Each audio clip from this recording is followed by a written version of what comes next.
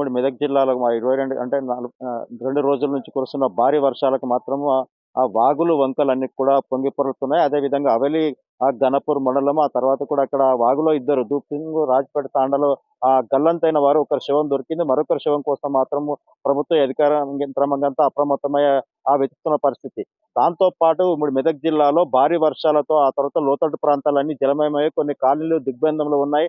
వరద తాకిడికి ఎక్కడెక్కడ లోతట్టు ప్రాంతాలున్నాయో వాటిని అప్రమత్తం చేస్తున్న అధికారులు, అదేవిధంగా ఆ జిల్లాకు సంబంధించిన ఇన్ఛార్జ్ మంత్రి వివేక్ వెంకటస్వామి, ఆ తర్వాత దామోదర్ రాజనరసింహ, ఉత్తమ్ కుమార్ ఇప్పటికే ఆ మెదక్ చేరుకొని కలెక్టరేట్‌లో కొంత అంటే రివ్యూ మీటింగ్ పెట్టుకొని ఎక్కడెక్కడ ఆస్తి నష్టం జరిగింది, ఏ విధంగా ఉందని చెప్పి అయితే ఇక్కడ ఆస్తి నష్టం జరిగింది. ఆ తర్వాత ఇక్కడ మనం చూస్తుంటే మాత్రం ఇక్కడ ఏదైతే వరద తాకిడి ఉందో, వరద తాకిడిలో మనం చూస్తున్నట్టయితే దాదాపు ఇక్కడ మనకు సిద్దిపేట, ఆ తర్వాత మెదక్ రామాయంపేట వెళ్ళే రహదారి ఎక్కడైతుందో ఆ రహదారి కూడా మొత్తము అంటే కొట్టుకుపోయిన తర్వాత కుంగిపోయింది. ఈ రహదారిపై దాదాపు రోజు ఒక వేలాది వాహనాలు వెళ్ళే పరిస్థితి ఉన్న, ఆ తర్వాత నేషనల్ 765 డి అంటే బై 60 డి బై ఆ తర్వాత రహదారి నిర్మాణాన్ని ఎక్కడైతే పాత రోడ్ ఉందో దాన్ని మాత్రం తాత్కాలిక మరమ్మతులు చేసే దాని యొక్క రహదారిని కొనసాగిస్తున్న కాంట్రాక్టు. దీంతో పాటు ఇక్కడ ఈ వరదకు తాకిడికి మొత్తం కూడా రహదారి 2 రోజుల నుంచి కూడా ఎక్కడికి వాహనాలు అక్కడికే, నిజాంపేట ఆ పోలీస్ సర్కిల్‌లో మాత్రం అక్కడ వాహనాలు ఆపారు. ఆ తర్వాత కూడా ఇప్పుడు ఈ ప్రాంతానికి వస్తుంటే మనం చూడొచ్చు నీళ్ళంతా కూడా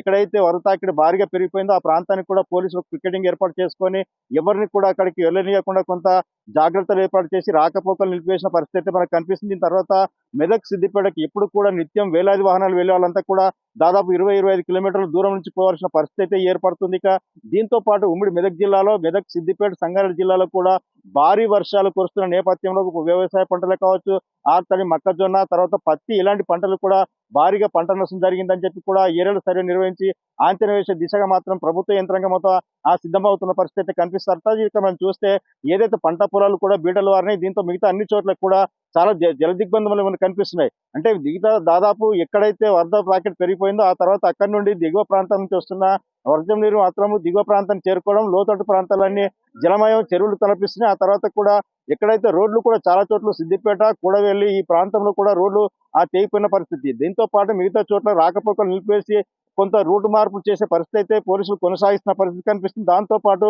మిగతా అన్ని చోట్ల కూడా కొన్ని చోట్ల ఇప్పటికే అక్బర్పేట దగ్గర వాగులు కొట్టుకుపోయిన ముగ్గురిని మాత్రం రెస్క్యూ టీమ్ వాళ్ళ అక్కడికి తీసుకెళ్లారు. అంటే 2 రోజుల క్రితం వాళ్ళు అక్కడ వ్యవసాయ పొలాలకు వెళ్ళి చిక్కిపోయిన వాళ్ళందరూ కూడా సురక్షితంగా తీసుకొచ్చిన పరిస్థితి. వాళ్ళంతా కూడా మేము సురక్షితంగా బయటకు వచ్చి బతుకుతాం అనుకోవాలని చెప్పి భావోద్వేగానికి గురయ్యారు కుంట్రపల్లి సభలతో పాటు.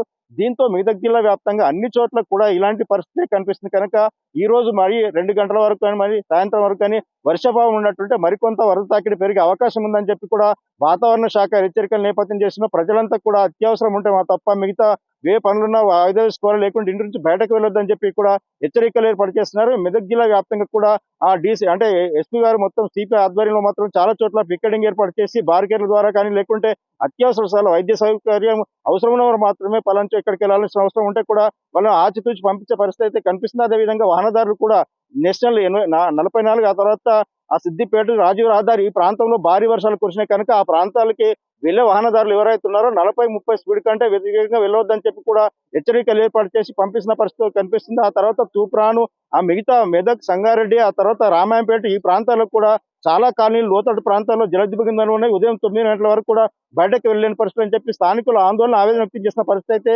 మనకు కనిపిస్తుంది.